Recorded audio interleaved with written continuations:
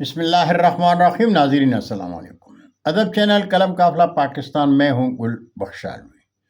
سبق آموز کہانیاں. آج کی کہانی بعنوان خاموش پرندہ. ناظرین، حضرت سلیمان علیہ السلام کے دور میں ایک شخص نے ایک خوبصورت پرندہ خریدا. وہ جب چہچہاتا تو نہایت دل فریب اور خوش مزاج آواز سے وہ شخص بہت مسرور ہوتا. اس پرندے کی آواز بہت ہی سریلی تھی. ایک دن اچانک اس پنجرے کے پاس اسی کے جیسا ایک پرندہ آیا اور اپنی زبان میں کچھ کہہ کر چلا گیا. مہمان پرندے کے جانے کے بعد پنجرے میں موجود پرندے کو چھپ لگ گئی جیسے وہ گونگا پرندہ ہے. اس کے مالک نے 2-3 دن انتظار کیا مگر پرندہ بالکل خاموش. وہ شخص حضرت سلیمان علیہ السلام کی بارگاہ میں اس پرندے کو پنجرے سمیت لایا اور شکایت کی کہ میں نے بہت مہنگا پرندہ خریدا تھا. اس کی آواز مجھے مسرور کرتی تھی مگر اب نہ جانے کیا ہوا کہ بولتا ہی نہیں. حضرت سلیمان علیہ السلام نے جو جانوروں، چرندوں، پرندوں سب کی بولیاں جانتے تھے نے اس پرندے سے پوچھا، کیا وجہ ہے جو تم خاموش ہو گئے ہو؟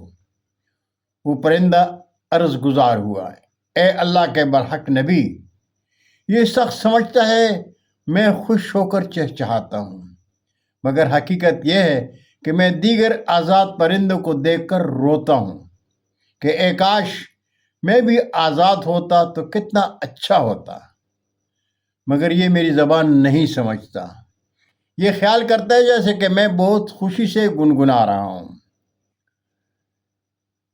چند دن قبل میرا ایک ہمجنس میرے پاس آیا. اس نے کہا، یہ شخص تیری زبان نہیں سمجھتا.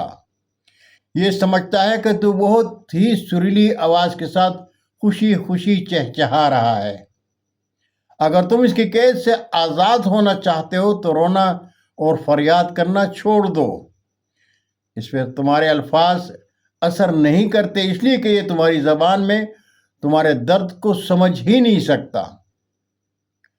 تب سے میں خاموش ہوں، صبر کر رہا ہوں. حضرت سلیمان علیہ السلام نے اس شخص سے کہا کہ پنجرہ کھول دو، اس کو آزاد کر دو کیونکہ یہ پنجرے میں کبھی بھی نہیں بولے گا. اس شخص نے سلیمان علیہ السلام کے حکم کی اتباع کرتے ہوئے پنجرہ کھول دیا. وہ پرندہ اڑ کر درخت کی شاخ پر بیٹھا اور اس شخص کو دیکھ کر کچھ چہچہایا اور اڑ گیا. اس شخص نے حضرت سلیمان علیہ السلام سے عرض کی کہ پرندہ کیا کہہ کر چلا گیا؟ آپ علیہ السلام نے فرمایا، اس نے کہا کہ اگر تو بھی اپنے غموں اور مصائب سے آزاد ہونا چاہتا ہے تو خاموش ہو جا اور صبر کر، کسی سے کچھ شکایت نہ کر. تجھے بھی ایک دن سارے غموں سے نجات مل جائے گی جو تو لوگوں کو سناتا رہتا ہے مگر وہ بے حساس لوگ تیری زبان جانتے ہوئے بھی تیری بات نہیں سنتے. بہت شکریہ ناظرین، یہ تھی آج کی کہانی. ناظرین، اگر آپ نے ابھی تک قلم قافلہ چینل کو سبسکرائب نہیں کیا تو آج ہی ادب چینلز کو سبسکرائب کریں، دوستوں کے ساتھ شیئر کریں اور چینل کی گھنٹی ضرور بجائیں. اجازت چاہوں گا. اللہ ہم سب کے پاکستان کا حامی و ناصر ہو. پاکستان زندہ باد.